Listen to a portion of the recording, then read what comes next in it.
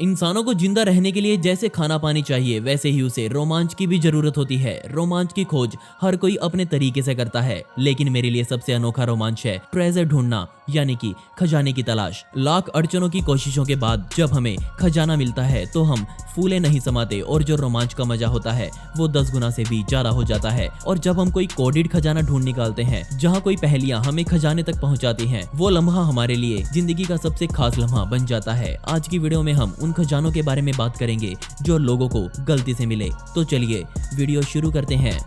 Number 1, Eddie and Angie. जब भी हम कोई नया घर खरीदते हैं तो अक्सर हमें घर में अनचाही चीजें मिल ही जाती हैं, लेकिन फिनिक्स एरिजोना में रहने वाले एडी एंड एंगीज कपल को अपने ही घर में बहुमूल्य चीजें मिली।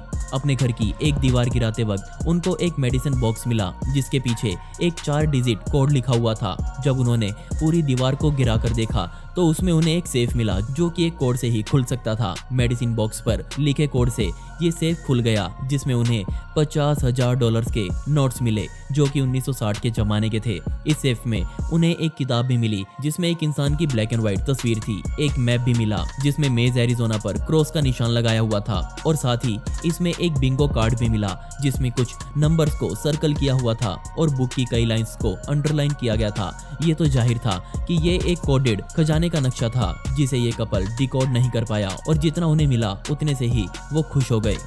Number 2, golden tank.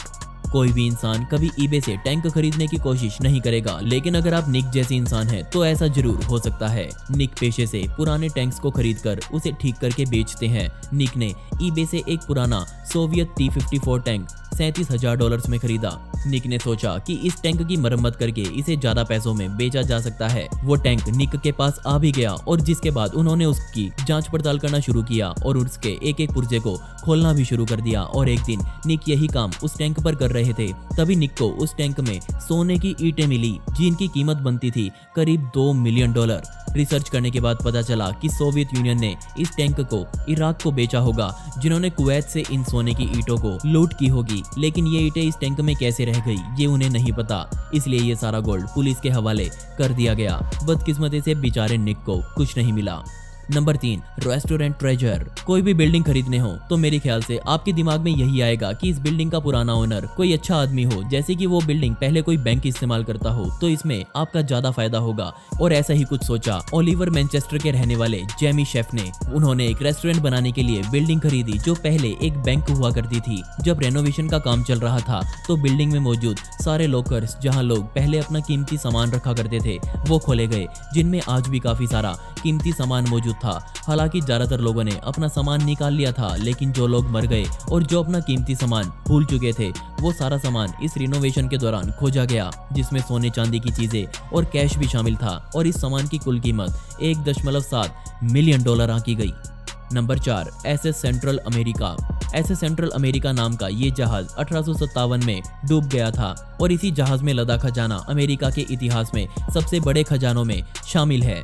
हवाना से 600 पैसेंजर और क्रू मेंबर्स को लेकर निकले इस जहाज पर लगभग 3 टन सोना मौजूद था। कहा जाता है कि इस जहाज पर इतना सोना था कि इसे देखकर किसी भी इंसान की आंखें चमक सकती हैं। 1857 में ये जहाज अटलांटिक महासागर के साउथ कैरोलिना में आए तूफान की वजह से पानी में डूब गया। सैकड़ों सालों तक डूबे इस खजाने को इंतजार था किसी के द्वारा खोजे जाने का, और आखिरकार टॉमी थॉमसन इंजीनियर्स की टीम ने 1988 में समुद्र में 7500 फीट की गहराई में इस जहाज को खोज निकाला। इस जहाज से $40 मिलियन का सोना बरामद किया गया, जिसमें सोने की ईंटें और सिक्कों की भरमार थी। इसके मालिकाना अधिकार को लेकर ये कई दशकों तक कानूनी पेचीदों में फंसा रहा। Number 5, old cards found on attic. खजाना सिर्फ वो नहीं होता जो सिर्फ सोने और चांदी में मिले। कभी कभी हमें घर में बरसों से पड़ी ऐसी चीज मिल जाती है जिसकी कीमत करोड़ों में होती है और हमें पता भी नहीं होता। आपके घर में भी ऐसी कोई चीज हो सकती है जिसकी कीमत लाखों में हो। ये घटना घटित हुई सन 2017 में। एक लड़का अपने अंकल की मौत के बाद घर संवारने के लिए अपने आंटी के घर में काम में हाथ बटा रहा था। घर का थोड़ा कचरा साफ करके घर को थोड़ा और अच्छी तरह से सेट करना था, और घर की सफाई करते समय उन्हें कुछ ऐसा मिला जिसकी उन्हें बिल्कुल भी उम्मीद नहीं थी।